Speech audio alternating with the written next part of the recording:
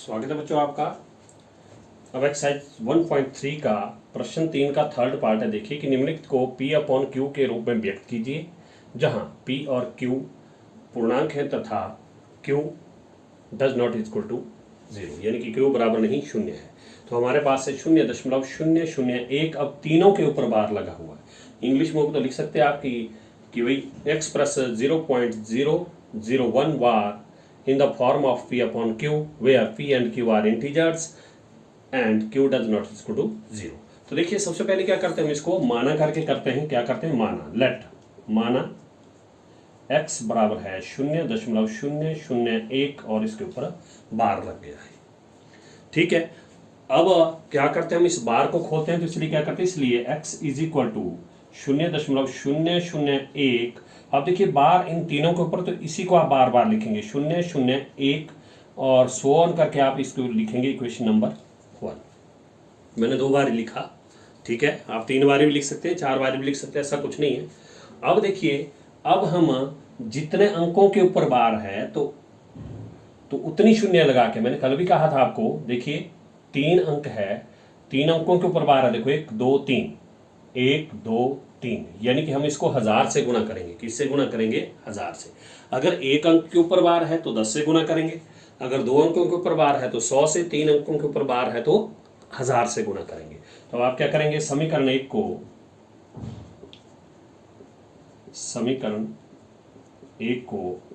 दोनों ओर 1000 से गुणा करने पर, ये ध्यान रखना है 1000 से क्यों कर रहे हैं, क्योंकि ये 3 अंकों के ऊपर बार है। तो मैंने कहा 3 अंकों के ऊपर बार है तो 1 2 3 शून्य, फिर उसके बाद 1 करने पर multiplying both sides by 1000, multiplying first equation both sides by 1000। अब देखिए 1000 से गुणा करेंगे तो 1000 गुणा x 1000x और बराबर है, यहाँ देखिए 100 से 10 से 1000 से गुणा करना सबसे आसान होता है। देखिए मैं यहाँ पर लिख रहा हूँ, देखिए 0.001001, इसको गुणा कर रहे हैं हम 1000 से। ठीक है, किससे गुणा कर रहे हैं, 1000 से।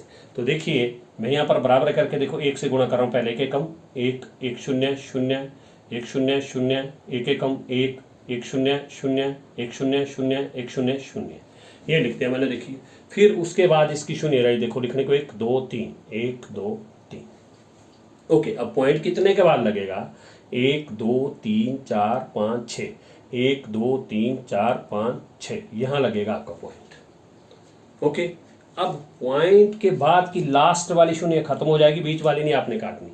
और हमारे पास जो आ रहा देखो 1.001 ये आ गया, क्योंकि इस दशमलव से पहले 1 है तो इस 1 से पहले शून्य लिखने का कोई औचित्य नहीं होता, ये ध्यान रखना आपने।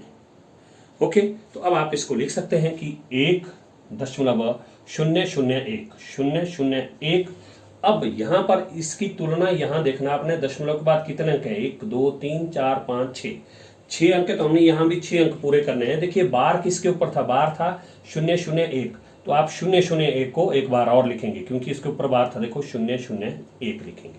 जिसके ऊपर बार है उसको ही आपने बाद में बार बार लिखना है। ये क्यों लिखा, देखिए हमारे पास आए थे 1.001 1.001। अब यहाँ पर 3 अंक आ रहे थे दशमलव के बाद, यहाँ आए 1 2 3 4 5 6 अंक पूरे करने हैं। तो उसी संख्या को या उन अंकों को आपने बाद में लिखना है जिनके ऊपर बार है। इनके ऊपर बार था देखो 001, तो वही लिखा 001। तो ये होगा आपका समीकरण 2, इक्वेशन नंबर 2। अब क्या करते हैं हम, समीकरण 2 में से 1 को घटाने पर क्या करते हैं, समीकरण 2 में से 1 को घटाने पर, समीकरण 2 में से 1 को घटाने पर, अगर इंग्लिश में लिखना तो इंग्लिश में लिख सकते हैं, subtracting equation first from second. Okay, अब देखिए 2 से घटाना तो 2 आपका ऊपर आएगा, 1000x है, बराबर है 1.001 और 001, ये हमारे पास दूसरा समीकरण था। तो पहला समीकरण देखिए हमारे पास ये है कि x बराबर है, पॉइंट के सामने पॉइंट, पॉइंट से पहले 0 है, उसके बाद देखो 001 001 और फिर है 001।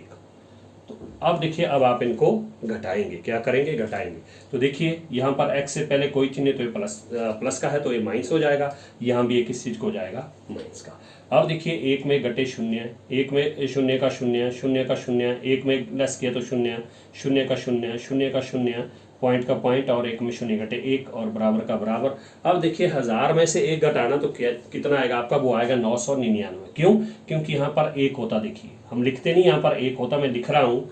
देखिए यहाँ से जाएगी असल 10, फिर यहाँ 10, फिर यहाँ 10, 10 में घटे 9, फिर यहाँ रह गया 9 का 9, फिर यहाँ में रह जाएगा 9, और यहाँ शून्य, शून्य लिखने की जरूरत नहीं, और x साथ में चलेगा। ओके, तो पॉइंट के बाद की सारी शून्य क्या हो जाएगी आपकी, खत्म। तो हमारे पास आ गया देखो कि 999 x बराबर है 1।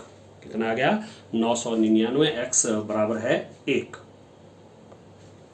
तो अब आपने x की वैल्यू फाइंड आउट करनी, तो इसलिए x बराबर है 1, गुणा करने वाला सारा जाएगा अपॉन में 999, कटेगा कुछ नहीं, तो आप इसको ही इंप्लाई दैट करके लिख सकते हैं कि p अपॉन q, जहां p किसके बराबर आएगा, देखिए p हो गया अंश के लिए 1, और q बराबर q कितना आ गया 999। और प्रश्न में कहा था कि q शून्य के बराबर नहीं आना चाहिए, ये अलग आना चाहिए आपके पास। ओके।